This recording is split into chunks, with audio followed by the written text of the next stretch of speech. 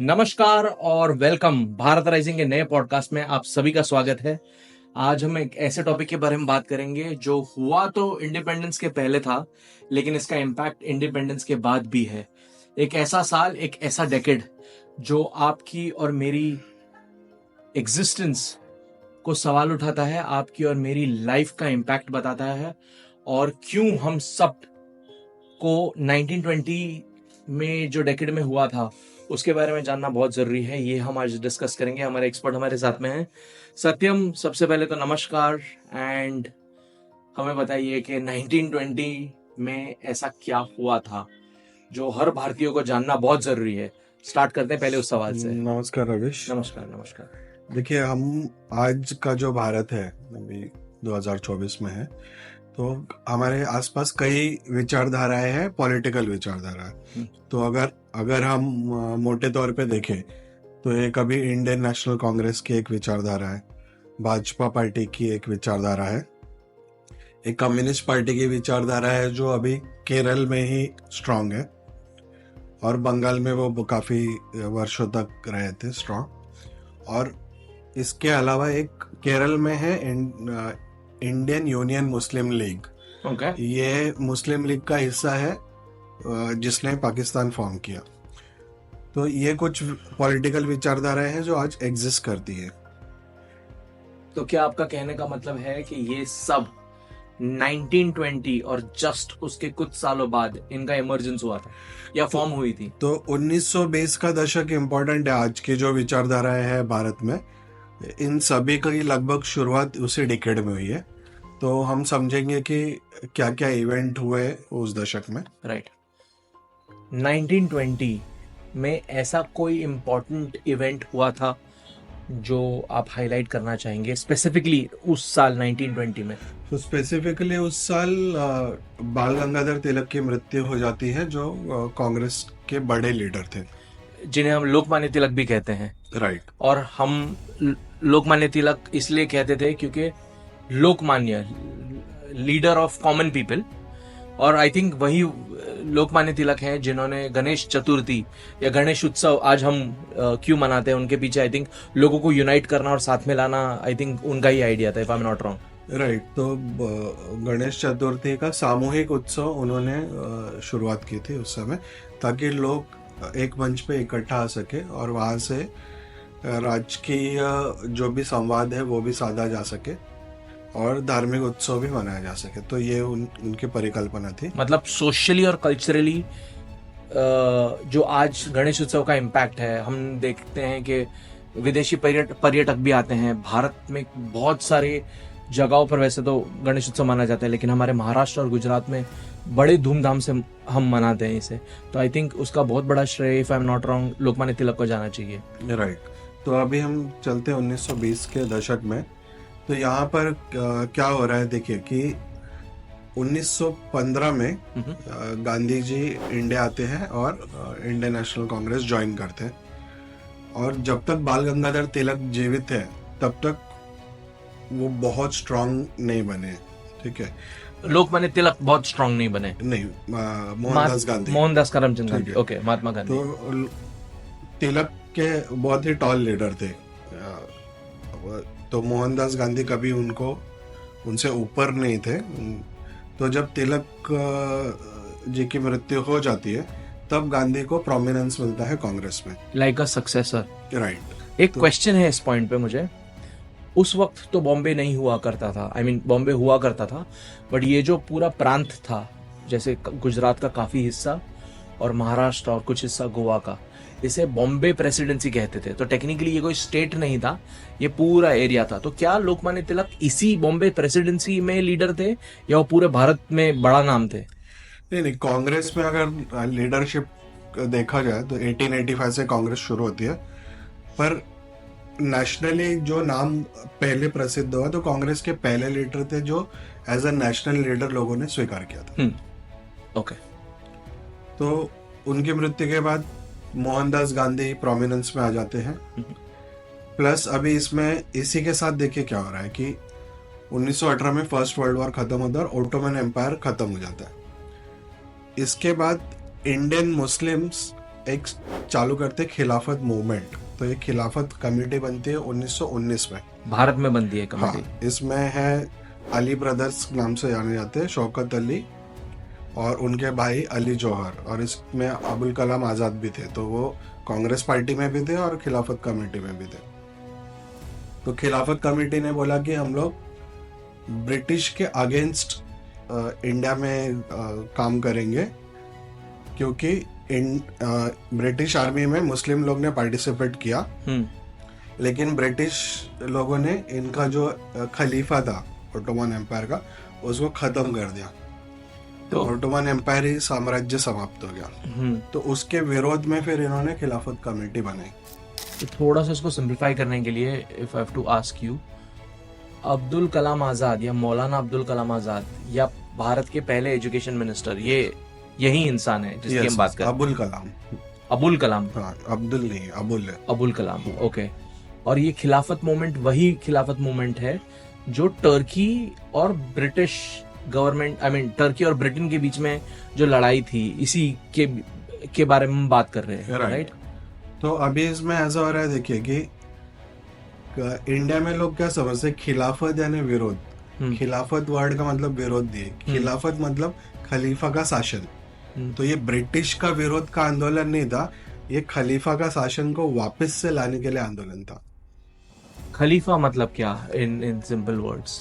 तो जो religious leader है मुस्लिम्स का, और वो मुस्लिम राज सत्ता का भी लीडर है और धर्म सत्ता का भी लीडर है, उसको खलीफा बोलते हैं। जैसे अभी करंटली वो ओहदा आई थिंक सऊदी अरेबिया के किंग को है, if I am not wrong. नहीं, अभी खलीफा कोई एज सच डिक्लेयर्ड नहीं है, पर राइट। अब वेरी क्लोजली जाएंगे तो ईरान में व्यवस्था है। तो जो उनका रिलीजियस लीडर है वही पॉलिटिकल लीडर भी है। करेक्ट, खोमेनी, खमेनी, पहले खोमेनी था, अभी खमेनी है। राइट। तो उस टाइप का वो पॉलिटिकल स्ट्रक्चर था। अंडरस्टूड। तो अब खिलाफत आंदोलन जो है वो थे तो ब्रिटिश के खिलाफ, फिर उसमें गांधी जी ने फिर जैसे वो उनको कांग्रेस में फ्री हैंड मिला, तो उन्होंने बोला नॉन कोऑपरेशन में खिलाफत ज्वाइन कर देगा, साथ में एक साथ ब्रिटिश के अगेंस्ट जाएंगे। इसमें जो हिंदू लीडर्स है विद इन कांग्रेस की, उन्होंने गांधी जी को वार्न किया कि आप जिन लोग का साथ दे रहे हैं वो इंडिया में इस्लामिक रूल चाहते हैं, खिलाफत मूवमेंट। तो क्या आप इंडिया में ब्रिटिश लोग को हटा के इस्लामिक मूवमेंट लाना चाहते हैं? तो गांधी जी बोले नहीं, वो भी ब्रिटिश के खिलाफ है, हम भी ब्रिटिश के खिलाफ है, कोई बात नहीं, हम ज्वाइन करेंगे। तो इससे जो भी लोग तिलक जी के फॉलोअर्स थे जो कांग्रेस में थे, उनको समझ गया कि गांधी जी कांग्रेस को गलत रास्ते पे ले जा रहे हैं। आइडियोलॉजिकल डिफरेंसेस स्टार्ट हो गए। राइट। तो ये जो अपीजमेंट पॉलिटिक्स है, इसका बीज यहाँ से पड़ना शुरू हो गया। अच्छा, ओके। तो गांधी जी ने ये काम किया। खिलाफत मूवमेंट, नॉन कोऑपरेशन मूवमेंट 1922 में खत्म हो जाती है, साथ में खिलाफत मूवमेंट भी खत्म हो जाता है। अभी ये जो खिलाफत मूवमेंट था, इसमें नवंबर 1921 में केरल में मोपला मैसेकार बोलते हिंदुओं की हत्या की गई। नरसंहार जिसको बोलते हैं, मोपला नरसंहार। बिल्कुल। तो इसमें ब्रिटिश नेवी ने हिंदुओं को बचाया, और इसी टाइम उत्तर प्रदेश में भी कई जगह दंगे हुए। तो खिलाफत मूवमेंट नाम के लिए ब्रिटिश के खिलाफ था, पर ये हिंदुओं की हत्या कर रहे थे। लेकिन उसमें इनको क्या मिला? जिन लोगों ने ये कराया, उनका क्या ऑब्जेक्टिव था? देखिए, ये जो खिलाफत कमेटी है, ये सारे फॉरेन ओरिजिन के मुस्लिम्स थे जो इंडिया में थे।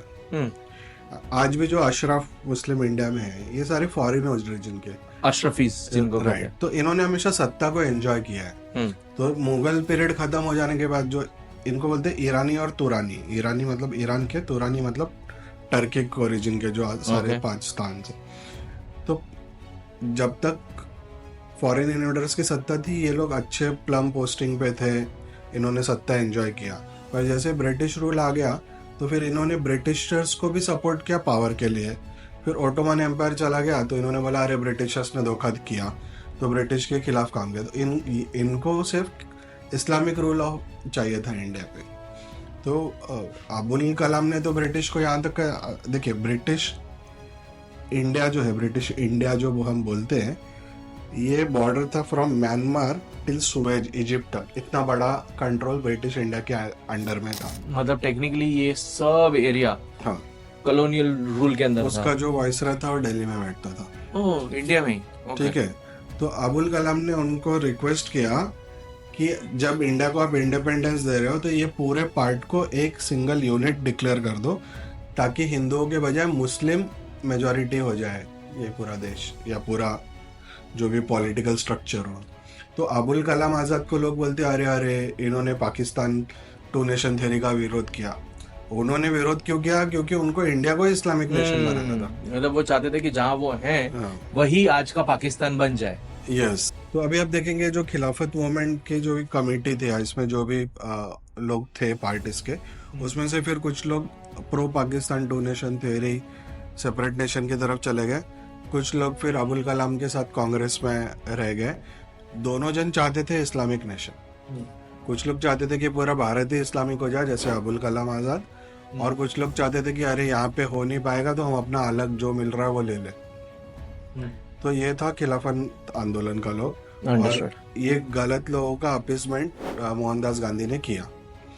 अब मोहनदास गांधी के इस कृत्य के वजह जो हिंदू लोग थे कांग्रेस में, उनको पता चल गया कि अब गांधी कांग्रेस को अलग डायरेक्शन में ले जा रहे हैं। करेक्ट। तो फिर अभी देखिए कि बाल गंगाधर तिलक थे, उनके साथ थे बीएस मुंजे। बीएस मुंजे के डिसिपल थे केशव बलिराम हेडगेवार।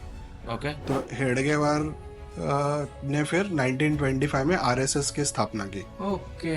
ठीक है, तो ये इसलिए हुआ क्योंकि गांधी जी ने खिलाफत का सपोर्ट किया। मतलब एक तरीके से वो इस्लामिक इंडिया के लिए भी तैयार थे गांधी जी। इसके बाद क्या होता है कि इसी साल तो सितंबर 1925 में आरएसएस की स्थापना हुई, और इसी साल 1925 एंड में कम्युनिस्ट पार्टी ऑफ इंडिया की स्थापना हुई, जिसके संस्थापक थे एम.एन. रॉय। पर ये पूरी तरह रशिया के कंट्रोल में था। राइट। तो 1919 में कम्युनिस्ट इंटरनेशनल करके एक इंस्टीट्यूशन थी रशिया की, जिसको कॉम इंटर्न बोलते थे। उनके थ्रू एम.एन. रॉय ने इंडिया में कम्युनिस्ट पार्टी स्थापित की। अंडरस्टूड। सो आरएसएस मतलब राष्ट्रीय स्वयंसेवक संघ। हाँ, करेक्ट। हाँ। और कम्युनिज्म मतलब जो कार्ल मार्क्स लेनिन की जो कम्युनिस्ट थियरी थी, अनइक्वल सोसाइटी, और या फिर कंट्रोल सिर्फ एक के पास ही नहीं रहना चाहिए, रिजर्वेशन ओवर टैलेंट, या फिर रिजर्वेशन ओवर इक्वालिटी, ये काफी सारी कम्युनिस्ट कॉन्सेप्ट्स थे। सो यही जो रशिया में हो रहा था, इसी को अडॉप्ट करके ये लोग इंडिया में भी यही सेम चीज चलाना चाहते थे। तो रशिया सब जगह अपनी आइडियोलॉजी एक्सपोर्ट कर रहा था। राइट। तो इंडिया में भी उनको एक्सपोर्ट करना था, तो उनके लिए जो लोग काम में आए वो एम.एन. रॉय थे। फिर उनकी एक फॉरेन वाइफ थी। इसके अलावा और भी कुछ लोग थे जिन्होंने ये पार्टी स्टार्ट की। क्या कुछ डिफरेंस है रशियन कम्युनिज्म और इंडियन कम्युनिज्म में अभी, या फिर तब से देखिए, फॉर्म हुई थी? कम्युनिज्म इन अ थॉट क्या बोलता है कि सबको सब कुछ सेम मिलना चाहिए, सबको सेम सैलरी हो, सबको सेम घर हो। पर रियल लाइफ में क्या होता है कि कम्युनिस्ट के हिसाब से कोई कितना ही पढ़ाई करे सबको सेम मार्क्स मिलना चाहिए, पर ऐसा होता नहीं ना रियल लाइफ में। सुनने में अच्छा लगता है। और जहाँ तक कि कम्युनिस्ट पार्टी की बात है, तो रशियन कम्युनिस्ट है जो बोलेंगे रशिया फर्स्ट, चाइनीज कम्युनिस्ट बोलेगा चाइना फर्स्ट। राइट। मतलब नेशन पहले। हाँ, तो इंडियन कम्युनिस्ट है जो बोलेगा चाइना फर्स्ट। अच्छा, मतलब जिसको हम आज के जमाने में अगर बोल सकते हैं पढ़े लिखे जाहिल, कि उन्होंने कुछ अडेप्ट तो किया लेकिन अच्छी तरह से अडॉप्ट नहीं कर पाए। तो जब तक सोवियत रशिया था तो ये सोवियत के तलवे चाटते थे। तो जब सोवियत रशिया चला गया तो माओ के तलवे चाटते थे। Mao is the former leader of China. हाँ, चाइनीज कम्युनिस्ट पार्टी का फाउंडर था। तो जब वॉर हुआ था, इंडिया चाइना वॉर, तब कम्युनिस्ट पार्टी ने चाइना को सपोर्ट किया था। मतलब 1962 में यस, भारत में ऐसे लोग थे जो इंडोचीनो वॉर में जब भारत चाइना के साथ भिड़ा था, तो ऐसे भारतीय लोग थे जो चाइना के फेवर में थे। यस, इनका नारा था China's chairman is our chairman. Interesting. मतलब जो बिपिन रावत ने कहा था पहले, जैसे हमने पहले भी बताया, the threat to India lies within India, तो आई थिंक ये सच है।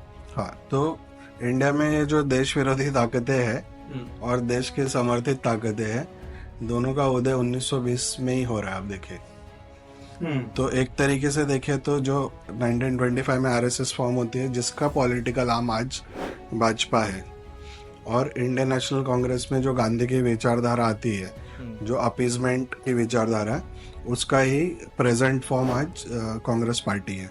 करेक्ट। सो इन अ वे भारत की दो सबसे बड़ी political parties, national political parties, Bharatiya Janata party और कांग्रेस, इन दोनों की विचारधारा 1920 के डेकेड में रूट हुई थी। आई मीन कांग्रेस तो काफी पहले से हुई थी, बट आई थिंक ये आइडियोलॉजिकल सेटअप जो स्टार्ट हुआ था वो 1920 के एरा में जबरदस्त स्टार्ट हो गया था दोनों पार्टीज के लिए। तो अभी जो पार्टीज है दोनों, उसका मूल 1920 में हुआ था। Right.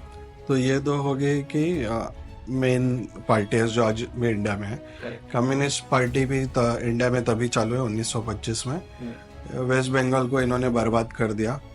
Bengal, Kolkata port India का बिजिएस्ट पोर्ट था, सबसे ज़्यादा इंडस्ट्रियलाइजेशन वहाँ था, जो कम्युनिस्ट पार्टी ने बर्बाद किया। If I'm not wrong, Calcutta was historically capital of India in the pre-independence era, if I'm not wrong. So British का कैपिटल कैलकाटा काफी साल तक रहा। 1803 में दिल्ली कैपिटल बना। Okay. नहीं, शायद उसके भी बाद। Sure. तो काफी सालों तक कैलकाटा कैपिटल। कैलकाटा का एडवांटेज था कि वो बहुत इम्पोर्टेंट पोर्ट था। Harbour, correct. हाँ, और इंडिया ग्लोबल जो ट्रेड रूट थे, जो भी मैप, ग्लोबल ट्रेड मैप से, उसमें वो बहुत इम्पोर्टेंट पोर्ट था। बहुत ज़्यादा वॉल्यूम थे उनके। क्योंकि आज भी आप देखें तो Calcutta as a single port is the nearest port to the 50% population of India. Correct. तो जब तक वो सिटी इंडस्ट्रियलाइज नहीं होगी, वहाँ पे लॉ एंड ऑर्डर ठीक नहीं होगा, वो बहुत बड़ा इंडस्ट्रियल और ट्रेड हब नहीं बनेगा, इंडिया बहुत ज़्यादा ग्रोथ नहीं कर पाएगा। वो एक पोटेंशियल एरिया है जो सिर्फ लॉ एंड ऑर्डर प्रॉब्लम्स की वजह से ग्रोथ नहीं कर पा रहा है। और आज तक शायद टीएमसी के रूल में भी कुछ ज्यादा नहीं बदला है। आई थिंक वो वैसा का वैसा ही है। सो अब देखिए, कम्युनिस्ट पार्टी शुरू से अंत तक इनको से पॉलिटिकल वायलेंस आता है। जो भी अपोजिशन है उसको फिजिकली मर्डर करना ही इनका काम है। इसलिए इंडिया में मतलब सीरीज बनते हैं मिर्जापुर और वायलेंस यूपी बिहार का दिखाया जाता है, पर रियल वायलेंस केरला और वेस्ट बंगाल में है। पॉलिटिक्स के नाम पे जो किलिंग्स है यहाँ सबसे ज़्यादा है। और ये कल्चर आया रशिया और चाइना से। तो हिटलर ने जूस को मारा, ये बोला कि ये दुश्मन है और उनको मारो, लेकिन स्टालिन ने अपने ही रशियंस को खुद अपनी जनता को मारा। माओ ने चाइनीज जनता को मारा। केरला में केरला के लोगों की हत्या होती है और वेस्ट बंगाल में बंगाल के लोगों की हत्या होती है। अपने ही सिटीजन जो आपके अगेंस्ट बात करें उनका मर्डर कर दो।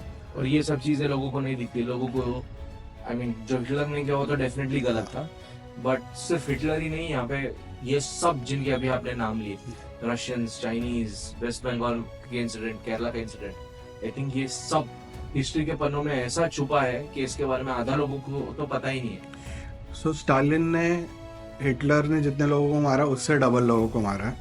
माओ ने और हिटलर ने तो दुश्मन बोल के मारा, स्टालिन ने उससे डबल अपनी जनता को मारा। बिकॉज वो कम्युनिज्म का विरोध कर रहे थे, if I am not wrong. हाँ, तो कम्युनिस्ट पार्टी ऐसे कि हाँ हाँ सब लोग ठीक है, और मैं जाके बोलूँगा अरे चेयरमैन मेरे को खाना नहीं मिल रहा है, तो चेयरमैन बोलेगा तुम झूठ बोल रहे हो, तुम जेल में जाओ। एकदम सप्रेशन। हाँ, तो वहाँ रशिया में गुलाग सिस्टम थे, जो प्रिजन, लोगों को प्रिजन में डाल दिया जाता था और उनको नमक की खेती कराई जाती थी। चाइना में भी ऐसा ही सिस्टम था, जो कम्युनिस्ट पार्टी के अगेंस्ट बोलेगा उसको जेल में डाल दो। या केरला और वेस्ट बंगाल में तो बहुत ही हत्या हुई और किसी को पता नहीं है, पर ये एक सिंगल टॉपिक अपने आप में एक वीडियो डिजर्व करता है। इसको मारिक झापी मैसेकर बोलते हैं, जो कम्युनिस्ट पार्टी ने जो बांग्लादेश से आए हिंदुओं को जहाँ रखा था मारिक झापी में, उनका मैसेकर किया था। तो कम्युनिज्म मतलब पॉलिटिकल किलिंग और कुछ नहीं है उसमें। राइट, तो ये एक आइडियोलॉजी है, and if I am not wrong, Mamata Banerjee, the current chief minister of West Bengal, अभी आई थिंक कुछ 10, आई थिंक ये उनका थर्ड टर्म है as a chief minister of West Bengal. इसके पहले तो कम्युनिस्ट पार्टी ही थी वेस्ट बंगाल सो में। देखिए, पहले कम्युनिस्ट पार्टी थे, कम्युनिस्ट पार्टी ने इनके कार्यकर्ताओं की हत्या की है, ठीक है, टीएमसी, बट टीएमसी उनसे ज़्यादा बैलेंस करके आ गई। तो वो जो उनका जो सेट मॉडल था वो इन्होंने टेक ओवर कर लिया ऊपर से, ठीक है। तो इन्होंने ऐसा नहीं किया कि लॉ एंड ऑर्डर स्थापित किया हो, पहले भी पार्टी वायलेंस था और अभी भी पार्टी वायलेंस है, ठीक है। अब इसके अगेंस्ट आप उत्तर प्रदेश में देखेंगे तो पहले माफिया का वायलेंस था और अब पुलिस का लॉ एंड ऑर्डर है। तो वेस्ट बंगाल में क्या होना चाहिए था, पार्टी वायलेंस खत्म होके पुलिस का लॉ एंड ऑर्डर होना चाहिए था, ठीक है। लॉ एंड ऑर्डर तब होता है जब मोनोपोली ऑफ वायलेंस स्टेट के पास होती है। कम्युनिज्म में क्या होता है कि मोनोपोली ऑफ वायलेंस पार्टी के पास है, जो गवर्नमेंट कम्युनिस्ट पार्टी के पास होता है। तो सत्यम, क्या यही 3 मेजर पार्टीज थी जो जिनका फॉर्मेशन हुआ था 1920 के डेकेड में, या कोई और भी मेजर पॉलिटिकल पार्टी है जिसका इम्पैक्ट आज हो रहा है? सो अब उस डिकेड में देखिए कि मुस्लिम लीग बनी थी 1905 में, पर उस डिकेड में जिन्ना का प्रभाव बढ़ा था। ऐसे 1913 में जिन्ना ने ज्वाइन किया और 1915 में वो पार्टी प्रेसिडेंट भी बन गए थे। तो उस डिकेड से फिर इनका भी प्रभाव बढ़ना शुरू हो गया था मुस्लिम लीग का। पर बाद में फिर उन्होंने फिर पाकिस्तान फॉर्मेशन हो गया और इंडिया में अभी वो सिर्फ केरला में है IUML, इंडियन यूनियन मुस्लिम लीग, वो भी वायलेंस को ही सपोर्ट करने वाले पार्टी है। इंडियन मुस्लिम लीग में फिर पाकिस्तान मुस्लिम लीग बन गई जो पाकिस्तान फॉर्मेशन के बाद, और इंडिया में सिर्फ उनका छोटा हिस्सा केरला में रह गया, उसको इंडियन यूनियन मुस्लिम लीग कहते हैं, और उनका रेलेवेंस सिर्फ केरला तक है आज के डेट में। तो ये ब्रॉडली 4 विचारधाराएं थी जो वहाँ से उनका महत्व कम या ज़्यादा हुआ है। तो अगर कंक्लूड करें तो उस विचारधारा में से जो भाजपा की विचारधारा थी RSS की, उसका प्रभाव आज बढ़ा हुआ है। जो गांधी जी के कांग्रेस की विचारधारा थी, मतलब कांग्रेस बहुत बार बनी टूटी है, पर हम कह सकते गांधीवाद और नेहरूवाद का जो आज प्रभाव है वो आज बिलो बीजेपी हम इन टर्म्स ऑफ पॉलिटिकल जो भी सीट शेयर है उसमें हम बोल सकते हैं। उसके बाद फिर communist party politically almost irrelevant हो गई है, पर उनका जो पॉलिटिकल कल्चर था वो अभी भी केरला और वेस्ट बंगाल में बहुत मतलब उसका प्रभाव दिखता है। हत्याएं अभी भी हो रही है, पॉलिटिकल किलिंग्स हो रही है। तो ये इस तरीके के विचार आज भारतीय राजनीति में हम देख सकते हैं। तो क्या इसका इम्पैक्ट उस तरफ से है कि जितने लोग जिस पार्टी को सपोर्ट करते हैं उस तरफ लोगों का माइंडसेट बनता है कि भाई हमको, क्योंकि जैसा what I am trying to ask you is कि काफ़ी समय से हमने देखा कि कांग्रेस की सरकार आ रही थी, फिर एक वक्त आया 2014 में कि अभी बीजेपी की सरकार आ रही है, और आई थिंक अभी जैसे जिस तरह से वेव चल रही है, आई थिंक 2024 इस साल लोकसभा इलेक्शंस फिर से हैं अब कुछ ही महीनों में, तो लग तो ऐसे ही रहा है कि बीजेपी आएगी। तो ये जो है, क्या ये आइडियोलॉजीज का इम्पैक्ट आज भी हमें देखने मिल रहा है कि भाई जो भी लोग सोचते थे पहले, जनरेशन्स बदल गए हैं लेकिन अभी वो जनरेशन्स में आइडियोलॉजिकल थॉट्स अभी भी पास ऑन हो रहे हैं, ये कैसे काम करता है? देखिए, आइडियोलॉजी कोई भी है, उनको चाहिए यंग लोग, ठीक है। तो जब national Congress, Indian national Congress जब बड़ी हो रही थी, उस टाइम का जो यंग क्राउड था वो उनसे खुद को अलाइन महसूस करता था, ठीक है। जैसे कि अब पॉपुलेशन ग्रोथ होता है तो यंग पॉपुलेशन का बेस ज़्यादा होता है और ओल्डर पॉपुलेशन पिरामिड में स्लो छोटा रहता है। तो जैसे फिर अब क्या हुआ है कि जो यंग पॉपुलेशन है मेजॉरिटी ऑफ इंडिया का, वो बीजेपी के पॉलिसीज से खुद को अलाइन महसूस करते, सोशल पॉलिसीज हो या इकोनॉमिक पॉलिसीज। तो जो शुरुआत होती है किसी भी, अगर कल कोई नई विचारधारा आती है तो सभी को जो भी यंग क्राउड है उनसे कनेक्ट करना होता है। ये अगर आप ब्रांड में भी जाएंगे तो ऐसे ही होता है। जैसे पार्ले जी बहुत स्ट्रॉन्ग ब्रांड था और वो किड्स को टारगेट करता था, जब हम फिर- छोटे थे हमारा फेवरेट बिस्किट ब्रांड वही हुआ करता था। यस, फिर वो लोग अफ्लुएंट सोसाइटी हो गई, फिर ब्रिटानिया आया, उन्होंने भी यंग क्राउड को टारगेट किया विद क्रीम बिस्किट्स जो कि महंगे थे, पर फिर उन्होंने वहाँ पे अपना बेस बड़ा कर लिया। तो आप कुछ भी विचारधारा हो या ब्रांड हो, आपको उसको प्रोपोगेट करने के लिए यंग क्राउड चाहिए। अंडरस्टूड। सो आज का पॉडकास्ट कंक्लूड करने के लिए अगर आपको कुछ शेयर करना है तो प्लीज फील फ्री। तो देखिए, इसमें जो विचारधाराएं थी उसमें बहुत ज़्यादा नवीनीकरण नहीं हुआ। केवल भाजपा जो आरएसएस से बनी है, उसमें 2014 के बाद बहुत नवीनीकरण हुआ। वो इंडिया की प्रेजेंट रियलिटीज़ और ग्लोबल रियलिटीज़ को एक्सेप्ट करके अपना पॉलिसी फ्रेम कर रही है। लेकिन कांग्रेस पार्टी की तरफ आप देखेंगे तो वो कुछ नया सोच नहीं पा रहे, कुछ नया ऑफर नहीं कर पा रहे। जो पहले हुआ है पॉलिटिक्स में, वो वही ट्रिक बार बार ट्राई करने का कोशिश कर रहे हैं। कम्युनिस्ट पार्टी एक छोटा सा इको चैम्बर है जिसमें कुछ फैमिलीज है जो अफ्लुएंट फैमिलीज थे और अफ्लुएंट क्लास से बिलोंग करते थे। तो वो बस उनको पार्टी का नाम चाहिए, राज्यसभा में बैठना है, उस हिसाब से वो चल रहे हैं। उसमें भी कोई इनोवेशन नहीं है, कुछ नवीनता, कुछ नया नहीं, क्योंकि वो जो आइडियोलॉजी थी वो ग्लोबली टुवर्ड्स डाउन जा रही है। जैसे जब सोवियत यूनियन खत्म हो गया तो लोगों ने इस आइडियोलॉजी को दरकिनार कर दिया। उसके बाद जब माओ की डेथ हो गई तो फिर डेंग ज़ाओपिंग ने कैपिटलिज्म को पूरी तरह अपना लिया। तो उनकी पॉलिटिकल पॉलिसी कम्युनिज्म ही रही, लेकिन इकोनॉमिक पॉलिसी में वो पूरी तरह कैपिटलिस्ट हो गए। इसीलिए चाइना जो एक जमाने में भारत जितना ही इकोनॉमिकली वीक कंट्री था, पहले भारत इकोनॉमिकली वीक कंट्री था, चाइना भी उसी स्टेज पे था। लेकिन जब से उन लोगों ने इस एस्पेक्ट पे फोकस करना स्टार्ट किया, आई थिंक ग्लोबली चाइना अभी एक मैन्युफैक्चरिंग हब बन गई है। वर्ल्ड की I think if I am not wrong second या थर्ड बिगेस्ट इकोनॉमी है। सो आई थिंक वहाँ पे रीइन्वेंशन हुआ है, बट इंडिया की कम्युनिज्म में कुछ भी नहीं हुआ। बिल्कुल। तो अभी देखेंगे तो 1980 तक इंडिया और चाइना की इकोनॉमी एक लेवल पे थी। उसके बाद जो भी डेंग ज़ाओपिंग की पॉलिसीज थी और उनको इंडस्ट्रियलाइज करना था नेशन को, वो उन्होंने किया। इसके अगेंस्ट में अगेन देखिए यहाँ पे विचारधारा का प्रभाव क्या है। गांधी जी इंडस्ट्रियलाइजेशन के प्रो नहीं थे, उन्होंने कभी सपोर्ट नहीं किया। क्या रीजन है उनका दिमाग में कुछ ग्राम स्वराज का कॉन्सेप्ट था। फिर नेहरू ने भी सोशलिज्म ही किया, तो वो कभी इंडिया को इंडस्ट्रियलाइज प्रॉपर किए नहीं। रशिया से थोड़ा डैम में सपोर्ट लिया, थोड़ा स्टील प्रोडक्शन में लिया, ऐसा छोटा छोटा काम उन्होंने किया। जबकि उनको भी ऐसा सिचुएशन था जब यूएसए से टाई अप करके लार्ज स्केल इंडस्ट्रियलाइजेशन हो सकता था। तो आज का पॉडकास्ट आई थिंक हम यही समाप्त करते हैं और फिर हमारे दर्शकों से पूछते हैं कि 1920 के डेकेड में होने वाली चीज़ों के बारे में उन्हें पता था या नहीं।